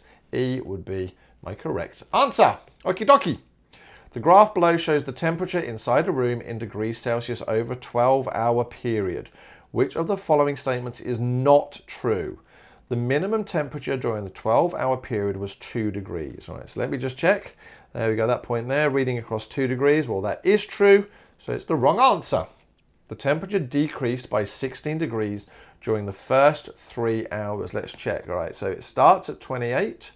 It goes to 12, right? So 28 minus 12. Well, 28 minus 12 gives me 16. The temperature did decrease. That's not the right answer. The temperature was 9 degrees or lower for a total of 7 hours. Okay, 9 degrees or lower for a total of 7 hours. Now what I'm going to do is draw a straight line, if my thing will let me. There we go. And let's just drag that down into place if I can. All right, so let me just see where that is. It's 9 degrees or lower, so there we go, that's 4. And there we go, there's 11. So 4, 5, 6, 7, 8, 9, 10, 11 is 7. Oh, a lot of work. And that's actually true. The temperature was 9 degrees low for a total of 7 hours. Yep. The average increase in temperature from 4 hours to 12 hours was, right, average increase in temperature from 4 hours. So there is 4 hours to, what was it? 12 hours. Where's 12 hours? Let's try and draw a straight line between the two of those. And what have we got when we are trying to work out average increase? It is effectively asking for a gradient. So we've got, roughly speaking, 17 minus, I'm doing y2 minus y1, roughly speaking minus 9, divided by x2, which is 12 minus 4. Sorry about that. So 17 minus 9 gives me 8. 12 minus 4 gives me 8, which is 1. Oh my goodness, the average increase in temperature is 1, so that was also true. Let's try again. The average decrease in temperature during the first 2 hours. All right, so with any luck, this is going to be wrong. So between the first 2 hours, there is my first hour, there is my second hour. So we've got a straight line between them. He says trying to draw a straight line. There we go. So y2 is going to be 28. Oh no, actually, let's do the other one. So y2 is going to be 16, minus y1 is 28, divided by y2 is x2. So 16 minus 28. Whew. 16 minus 28 is minus 12. I'm just going to check that. 16 minus 28 gives me minus 12. Divided by 2 gives me minus 6. So there we go. A lot of work for E, but there we go. E was my correct answer. Moving on to question 3. What have we got here? Pedro makes and sells vases. Each vase costs $40 to produce. He has one fixed cost of $1,600. The selling price of each vase is $75. Last month, Pedro made and sold 150 vases. Right, so 150 vases, and it cost him $40 to produce each one with a fixed cost of that. Okay, so his total cost is going to be $1,600 plus 150 times by 40. Hit enter. $7,600. That's how much it cost. He sold them for $75. So 150 times 75. So 150 times 75 gives me $11,250. Well, that's how much he got in. He spent $7,600. So if we subtract those, that should give me a profit of $3,650. So A, $3,650. Moving on to question 4. The shaded area in the graph below shows a feasible region for a linear programming problem. The objective function is given by z is equal to 3x minus 5y. The maximum value of the objective function is, well, I know when I've got z is equal to 3x minus 5y, the first thing I want to do is get y on its own. So I've got 5y is equal to 3x minus z, and so y becomes equal to 3/5 of x minus z on 5. Now again, don't care about this one here. I'm very much interested in a gradient of 3/5 or plus 3/5. All right, so we want a gradient of 3/5. So what do we want for every, so we got 3/5. So 3 on 5, so that's rise over run. For every 5 across, we go 3 up. So I'm going to just try and draw a line. So from every 5 across, we go 3 up. So I'm imagining that's going to be, let's draw a line first, roughly speaking, there. So if I now pull that line along, is there an accurate way of doing this? So let me see. So 5 across goes 3 up, 10 across goes 6, 15 across goes 9, 20 across goes 12, 25 across goes 25, 15. All right, so we can actually do that. So if we go 25 across, we'll actually cut through at 15, so I can actually do that accurately. So there we go, I've got my sliding line. What am I going to do now? I'm going to try and find the maximum value of my objective function. My sliding line is going to be, well, is it going to be here or is it going to be there? Well, I'm going to test both of those points, I think. I'm going to actually look because it's outside of my objective function there, it's outside of mine there, so it could be either of those. Let's just see what we end up with. Well, x equals 20. So we've either got x equals 20 and y is equal to 10, or x equals 5 and y is equal to 25. Now again, if you're screaming at the screen here, just know that I actually don't teach this module. Most of this is actually just off of my top of my head. So in which case we do the first one, we're going to get z is equals to 3 times 20 minus 5 times 10. All right, z is equal to 3 times 5 minus, what am I going to get there? 5 times 25. So let's do 3 times 20 minus 50, which is going to give me 10. And 3 times 5, which gives me 15. Minus 5 times 25, which gives me minus 110. And so in which case, what do I want? My maximum value, I think there, is going to be 10. A car dealership purchased 11 sedans and 7 station wagons, so 11 sedans and 7 station wagons for 73300. I'm just going to write that for a moment. Each sedan costs 7,000 less than the station wagon. So the sedan, so y minus x is 7,000. The total cost, the cost of each sedan, I just want to check that. So if I choose x is a sedan and y is a station wagon, each sedan costs 7,000 less than the station wagon. So if I did the station wagon minus sedan, I get 7,000. Okay, there we go. So that's good. I've got my equations there. I'm about to fire up my calculator, which sadly will now cover that. And I'm going to go menu, algebra, solve system of equations, solve system of, well, linear equations, doesn't really matter. 2 equations, x and y. What have we got there? Well, I've got 11x plus 7y is equal to 733,000. And coming down here, I've got y minus x equals 7,123. Hit enter, and what have we got? So I've got my x value first. So my sedan is $338,000. So I've got B as my correct answer. Now again, I'm just checking the cost of each sedan is given by 38,000. Yep, so let's just check 11x plus 7y is 733,000 and y minus x is 7,000. I'm going with B. And moving on to question 6, what do we see here?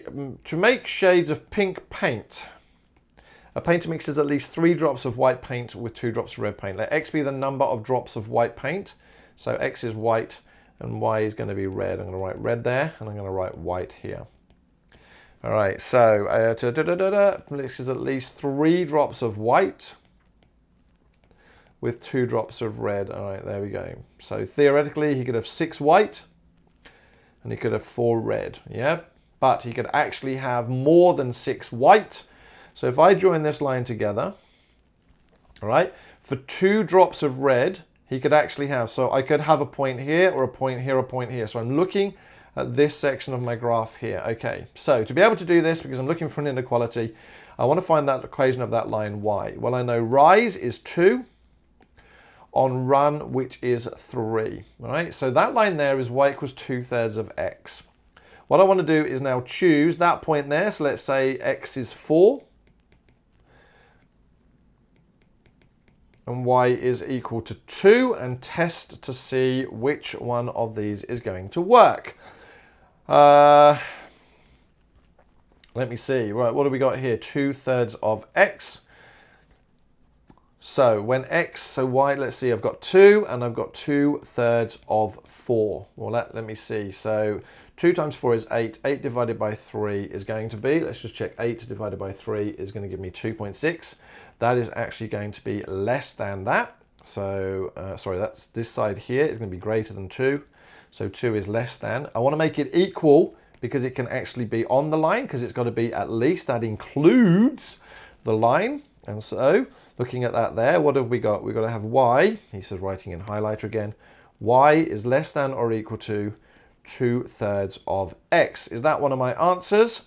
Y is less than or equal to 2/3 of x. No, well that's not very nice of you, is it? So what am I going to do? I'm going to rearrange it. So I'm going to get 3y on 2 is less than or equal to x, right? So I'm going to multiply by sides by 3, divide by sides by 2. So I've got there that x is either written that way around, which we don't have it, or x is greater than or equal to 3y on 2. So x is greater than 3y on 2. I'm going to go for B as my correct answer. Right, moving on to question 7. A water tank with 1,200 litres of water is being emptied. The graph below shows the volume of water V in litres in the tank at time t in minutes. The volume of water in the tank initially decreased by 400 litres at a rate of 25 litres per minute. Okay, 25 litres per minute. So the first thing I'm going to do, without reading the question, because I've got a feeling I know where this one's going, is it went from 1,200 litres to 800 litres. So 1,200 minus 800. So I'm going to do it on my calculator. 1,200 minus 800. You're going to say, that's 400. I know, but I do not want to make mistakes on this one. 400 at 25 litres per minute. So I'm going to divide that by 25, and that gives me 16 minutes. So the first thing I know there, that's going to take 16 minutes.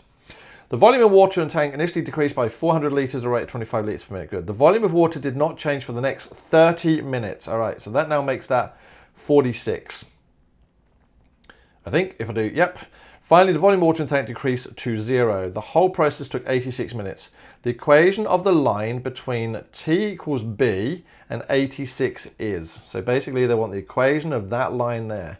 Let's get rid of that and let's highlight it. They want the equation of this line here. How are we going to get that? Well, I tend to always use, let's scroll this up, y minus y1 is equal to mx minus x1. And I can find my gradient as y2 minus y1 on x2 minus x1. He says handwriting deteriorating. So let's use that point there as, what is it, 46, 800. And this point here is 86, 0. So y2, I'm going to do 0 minus y1, 800, divided by 86, divided by 46 gives me minus 800 divided by 40. So minus 800 divided by 40 gives me minus 20. So I now know my gradient is minus 20. So I know that m is equal to minus 20. Y minus y1. So let's use a value of, let's use that 0.86. So y minus 0 is equal to minus 20, x minus x1, which is 86. Scrolling that up is going to give me y is equal to minus 20x plus 20 times 86, which gives me 1720. So in that situation, my v is going to be equal to minus 20t. So let's get rid of those. Plus 1720. Plus 1720. There we go. Don't know about you, but it feels like there's a lot of answer A's in this. Oh, here we go. Right. All right, now moving on to question 8. Now again, I don't actually teach this module, and these questions, if I don't get the answer that you're expecting, by all means, please leave a comment below, and then I obviously will redo the video at some point in the future. The objective function for this problem is of the form z equals ax plus by. Right, whenever I see that, I go z is equal to ax plus by. I want to rearrange it for b, so I'm going to have minus ax plus z is equal to by. And so y is going to be minus a on bx plus z on b. And in that situation, my gradient is going to be minus a on b. Okay. If a on b equals 2, there are 8 points that will maximize the value of z. Now again, a on b equals 2, I'm going to have a 0 gradient. I'm going to have a gradient of minus 2. So I'm going to zoom right in here and try and make this as accurate as I can. So I'm going to draw a point here, and then I'm going to come here, and that's strange. I've never seen it do that before. Let's delete that. And I'm going to go, for every one across, I'm going to go 2 down. So I want to start there, and I want to go through here if you can. Nope, you've given me a curve. Come on, it can't be that difficult to draw a straight line. There we go. So trying to make this as, sliding line as I possibly can and as accurate as I can on a computer. He says already stuffing it up. Let's try and make that go through there. There we go. So let's go back to part A. There'll be 8 points that will maximize the value of z. Right, so can I slide that along? Are you going to let me slide it along? Well, theoretically speaking, then look at that, that fits on the line. So again, I'm going to zoom in, and it can only take integer values 1, 2, 3, 4, 5, and 6. So as far as I'm concerned, for that particular sliding line, not going to happen. All right, so if A, B, A, 2, there are 8 points that will maximize the value of z, no. Right, because we're trying to find which one is true. There is a value for a on b where the maximum value of z will occupy only the point 310. No. For it to be a maximum, it's got to be a corner point, part of the corner point principle. If it's inside that, it can't be. So b is automatically rubbish. I've got 3 more answers to go. Please, can I find the right one? If a on b is greater than 2, then the maximum value of z will occur at the point 214. So again, I'm going to zoom in. I've got the point 214. Well, again, in that situation, if that was the maximum point, if a on b was greater than 2, we know that this is 2, so that sliding point there is 2. That gave me, it's not now going to let me zoom in on this. Is that going to let me select it now? No. So I have to rub that out. So what we do know is that a on b equals 2 is on that line. So if it was greater than 2, and again, let's see if I can try and draw this line again. So we want to go between 6 and 3. Let's see if we can do that. All right, let's come down here, and then let's come all the way out here. So if it's greater than 2, my gradient will actually be more negative. So it's going to be something like that. Is there a point where if I move this, that will be the only point chosen? No, because as far as I'm concerned, that's not on a corner point. Yes? And I just want to check. If a on b is 2, then the maximum value of z will occur at 2 on 14. No, because it's not. 2 on 14 is not a corner point. So hopefully, again, that is just a trick. So it's not C. If a on b is greater than 6, flipping heck, that's a big value, then the minimum value of z will occur at the point 212. All right, so let's find 212. If a on b is greater than 6, well, I'm going to do 6 first. So that's, what is that? So I'm going to go between 6 and 1. Is it going to give me a straight line? It is. There we go. And then let's try and do this one here. What was the question? He says, trying again. If a on b is greater than 6, then the minimum value of z will occur at 212. Well, again, I don't know what that means. So that there has a gradient of, so that point, I would include it because that would basically, I think my computer isn't saying that, but I think that basically that point there would be a minimum point. If it was equal to 6, if it's greater than 6, then no, because it's going to intersect. So again, I think D is wrong. For all values of A on B, the minimum value of Z will always occur at the point 36.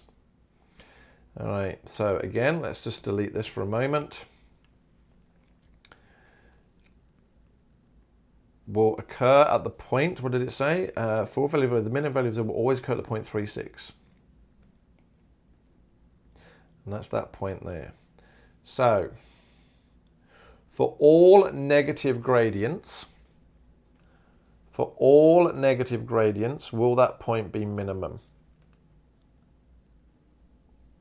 Well, by a process of elimination, to be honest with you guys, I'm going to have to say yes. All right, so I'm going to choose E, which was funny enough when I did this question earlier, exactly the question I got. If you disagree, please let me know. If I've made a mistake somewhere, again, I don't teach this module, and so this is really like a half an hour trying to teach myself the sliding corner point principle and sliding line and all that type of stuff. So again, if you can sort of help me out, if that's wrong, let me know, but otherwise, fingers crossed, I hope that's correct. And there we go. I'm going to call that a day for this particular video. Hopefully it's been useful. Any errata I'll put below, and I'll probably re-record the video later on if there's anything glaring. I hear there's already issues with the first question. I think people are already complaining about whether it's symmetrical or whether it is negatively skewed. I might go back and have another look. But otherwise, take care. See you again soon. Bye-bye.